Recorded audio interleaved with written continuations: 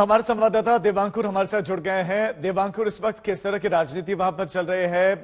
BJP वहां पर पहुंचकर क्या क्या कर रही है? बिल्कुल राजेश, मैं आपको बताना चाहूंगा राजनीति बहुत ज्यादा तेज हो गई है, और क्योंकि राजस्थान में अगले साल चुनाव होने वाले हैं तो जो मंदिर की राजनीति है वो आने वाले समय में और तेज हो सकती है। मैं चाहूंगा कैमरा पर्सन आपको दिखाएं, सुमेधानंद जो कि सांसद हैं वो यहाँ पर पहुंच गए हैं, बीजेपी के नेता हैं। उनके साथ में चंद्रकांता मेघवाल हैं जो कि बीजेपी के विधायक हैं, और राजेंद्र सिंह शेखावत हैं जो कि बीजेपी के नेता हैं। ये तमाम जो लोग हैं यहाँ पर आकर एक फैक्ट फाइंडिंग सर्वे इन्होंने किया, और इसके बाद ये जाएंगे राजस्थान के जो भाजपा के प्रदेश अध्यक्ष हैं उनको अपनी फैक्ट फाइंडिंग रिपोर्ट पेश करेंगे। सुमेधानंद जी, आप यहाँ पर आए, क्या कुछ देखा आपने? माननीय प्रदेश अध्यक्ष जी के नेतृत्व में उन्होंने राजगढ़ की घटना का सर्वे करने के लिए, तथ्यात्मक रिपोर्ट देने के लिए हमारी 5 आदमियों की कमेटी बनाई।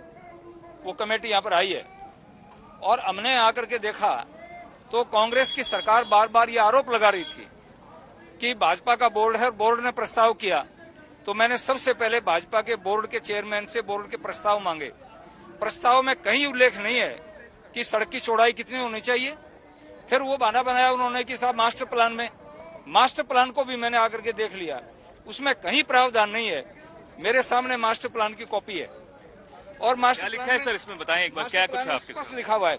सघन आबादी क्षेत्रों में जहां सड़कों का चौड़ा करना संभव नहीं हो वहां पूर्व स्वीकृतियां एवं भवन रेखा के अनुसार अपेक्षाकृत निम्न स्तर के मापदंड अपनाए जा सकते हैं। लोगों ने क्या कुछ कहा सर? आपने जिनसे बात की उन्होंने क्या कहा? देखिए, पहली बात तो मंदिरों की थी। जिस प्रकार से बर्बरता पूर्वक मूर्तियों को तोड़ा गया है, शायद औरंगजेब और तैमूरलंग के इलाके जमाने में भी इस प्रकार का पाप नहीं हुआ होगा जो कांग्रेस ने यहाँ पर किया है। सुमेधानंद जी, एक बात बताइए, 17 तारीख को डेमोलिशन हुई, आप लोग 23 तारीख को क्यों आए? 6 दिन से क्या भाजपा को पता नहीं था कि यहाँ पे डेमोलिशन हुई? नहीं, जिस दिन डेमोलिशन हुआ है हमारे भाजपा के सांसद करोड़ी जी मीणा, मान्य सांसद यहाँ के अलवर के सांसद बालकनाथ जी, यहाँ के जिलाध्यक्ष जी, यहाँ की पूरी टीम, फैक्ट फाइंडिंग टीम पहले क्यों नहीं भेजी गई? क्या आप लोगों को पता नहीं है? मेरी पूरी टीम यहाँ पर आ चुकी थी। फिर तय किया हमारी पार्टी ने कि एक 5 मेंबर्स की कमेटी, उच्च स्तरीय कमेटी बना करके भी भेज दी जाए ताकि तथ्यात्मक रिपोर्ट आए। तो इसलिए उन्होंने हमें भेजा है कि हम आकर के सब लोगों से मिलकर के बात करें और ये रिपोर्ट हम जाकर के उनको सौंपेंगे। चंद्रकांता मेघवाल भी हमारे साथ राजेश हैं, वो बीजेपी के विधायक हैं। मैम, आपने क्या कुछ देखा है? देखिए, बहुत कुछ देखा है। कांग्रेस सरकार की बर्बरता को हमने अपने आंखों से यहाँ आकर देखा है। महिलाएं परेशान है, मंदिर को तोड़ दिया गया। चंद्रकांता जी, जो नगर पालिका का बोर्ड है उसके अध्यक्ष तो बीजेपी के, नगर पालिका उसके नेता जो है वो बीजेपी के, बिल्कुल बीजेपी के हैं। और नगर पालिका चेयरमैन साहब ने खुद ने एसडीएम को फोन किया है कि तुरंत प्रभाव से मंदिरों को तोड़ रहे हैं, उनको रुकवाइए। ये कहना है, पर यहाँ पर लोग कह रहे थे कि वो मिसिंग है, कल से वो यहाँ पर मौजूद नहीं। वो कोई मिसिंग नहीं है। हमने प्रोसीडिंग रिपोर्ट पूरी नगर पालिका बोर्ड की पढ़ी है, उसमें कहीं पर भी इस तरह का, कहीं लिखित में कोई भी एक बिंदु भी ऐसा नहीं है कि मकानों को तोड़ा जाए, मंदिरों को तोड़ा जाए। फिर क्यों तोड़ा? मैं कहूंगी कि सरकार को कहीं न कहीं विधायक जी के बेटे के खिलाफ जो मुकदमा दर्ज हुआ है उससे ध्यान डाइवर्ट करने के लिए ये व्यू रचना रची नहीं है। और मैं कहूंगी इतना बड़ा मंदिर, इनका कहना है कि अलवर के जो सांसद हैं बालकनाथ, वो भी पहुंच गए हैं यहाँ पे। बालकनाथ जी, ये बताएं कि आप लोग अब यहाँ पर आए हैं, आप लोग यहाँ पर जो लोगों का कहना है कि जब डेमोलिशन हुई थी उसके बाद क्यों नहीं नेता आए, अब क्यों आ रहे हैं? जब लगातार 2 दिन से यहीं आ रहे हैं। आप कल भी यहीं थे, आज 2 दिन से। आप 17 तारीख को डेमोलिशन हुई, आप कह रहे हैं 22 तारीख से आप आ रहे हैं। मैं ये कह रहा हूँ, जैसे कि मंदिरों की तोड़ने की बात आगे बढ़ी, मंदिरों को जिस प्रकार से तोड़ा गया तो उसी समय से हम सब लोग सक्रिय हैं।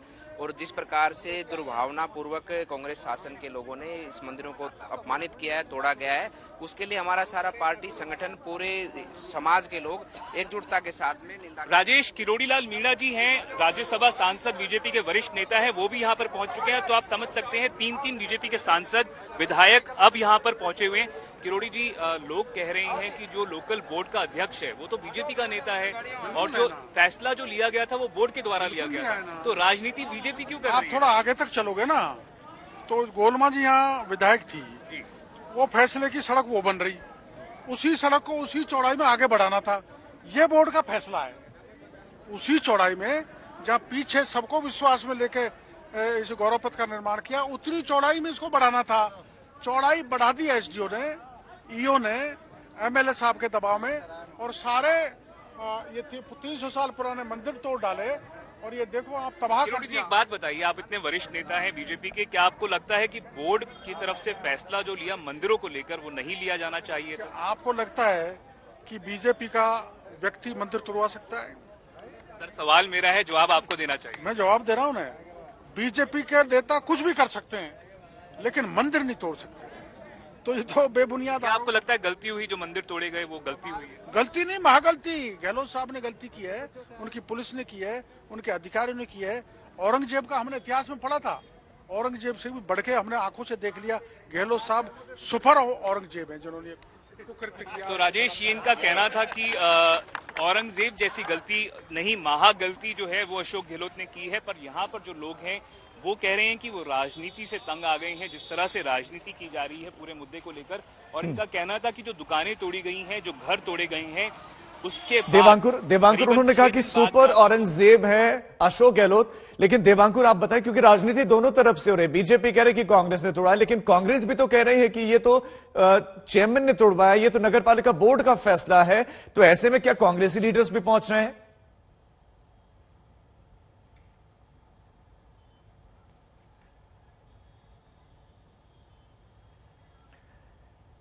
दिवांकर, ठीक है, मैं आपके पास लौट रहा हूं, लेकिन राजनीति अपने चरम पर है। इस वक्त 5 सदस्यीय प्रतिनिधिमंडल पहुंचा है और एक के बाद एक इल्जाम अशोक गहलोत सरकार पर लगाए गए हैं।